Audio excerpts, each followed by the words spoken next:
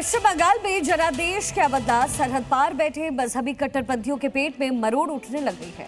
बंगाल में भगवत सरकार आते ही बांग्लादेशी मौलानाओं की रातों की नींद हराम कर दी है, जो कि बंगाल कल तक इनकी घुसपैठ और तुष्टीकरण की प्रयोगशाला था। वहां पर आज राष्ट्रवाद का परचम लहरा रहा है। लेकिन हैरान करने वाली बात यहाँ ये है कि भारत के आंतरिक मामले में अब बांग्लादेशी मौलाना सीधे सीधे युद्ध और विभाजन की धमकी दे रहे हैं। एक रिपोर्ट आपको दिखाते हैं।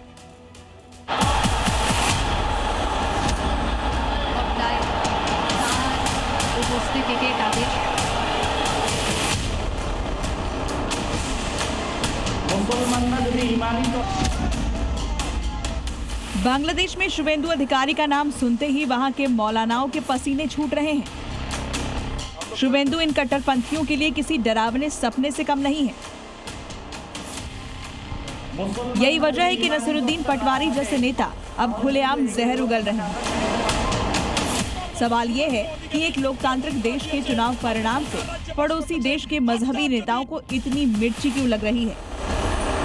क्या इनकी दुकान बंद होने का डर इन्हें सता रहा है? सुनिए इस मौलाना को, जो पश्चिम बंगाल में बीजेपी सरकार बनने से कैसे सहमा हुआ है। हालत इतनी खराब है कि वहाँ के मुस्लिम युवाओं को भड़काने का काम कर रहा है। गेरुआ पताका बांग्लादेशेर काछे एसे गेছে, तो मुसलमानरा यदि सजाग ना থাকে, मुसलमानरा यदि ईमानी चर्चा ना থাকে, তাহলে কিন্তু এই गेरुआ पताका আমরা ঠেকাইতে পারবো? साजिश सिर्फ भड़काने तक सीमित नहीं है, अब तो खुलेआम भारत के टुकड़े करने की धमकी दी जा रही है और ये सीधे तौर पर भारत की संप्रभुता को चुनौती है। क्या इन मौलानाओं को सरहद पार से कोई शह मिल रही है? क्या ये बंगाल को एक नए वॉर जोन में तब्दील करना चाहते हैं?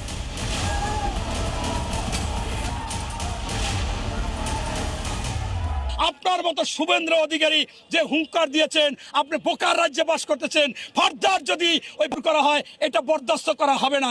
জানেন 107 জন মুসলমান এমপি হয়েছে, যাদেরকে ওরা বলে বিধায়ক। তাই আপনি মনে করেন যে মুসলমান মুক্ত করবেন, কেমনে আপনি করবেন? মোদিকে বলবো আপনার এই কুলাঙ্গার বেয়াদব জারজকে আপনি থামান। যদি না থামান তাহলে আমরা বাংলাদেশ থেকে যেতে বাধ্য হব। बीजेपी की जीत के बाद पश्चिम बंगाल में जो कोहराम मचा है तो कंट्रोल में आ जाएगा। ममता भी अपनी हार पचाने के बाद शांत हो जाएंगी। लेकिन इस हिंसा की आग में घी डालने वाले ये मौलाना अपनी आदत से बाज नहीं आ रहे। ये मौलाना भी बांग्लादेश का है। ताल्लुक उस जमाते इस्लामी जैसे कट्टर संगठन से है जो बांग्लादेश में हिंदुओं के संहार का एजेंडा चलाती है। आज उसी मौलाना को अचानक बंगाल और खास तौर पर ममता बनर्जी की चिंता सताने लगी है। আর একটু সাহসী ভূমিকা নিয়ে বিজাতীয় দিল্লির শাসনকে প্রত্যাখ্যান করুন এবং পশ্চিম বাংলাকে স্বাধীন রাষ্ট্র ঘোষণা দিন। আমরা 17 কোটি মানুষ আপনাদের সহযোগিতা দেব, সমর্থন দেব, সার্বিক সহযোগিতা দেব।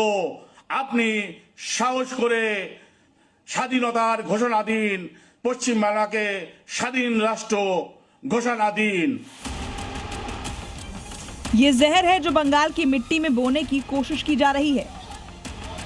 दिल्ली की सत्ता को चुनौती देने के नाम पर देश के भूगोल को बदलने का ख्वाब देखने वाले ये मौलाना शायद भूल गए कि ये 1947 का भारत नहीं है, 2026 का सशक्त भारत है।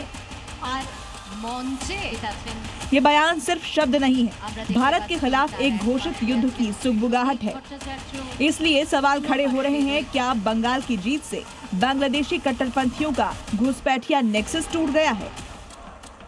क्या भारत के मुस्लिम विधायकों के नाम पर स्वतंत्रता की बात करना देशद्रोह नहीं है?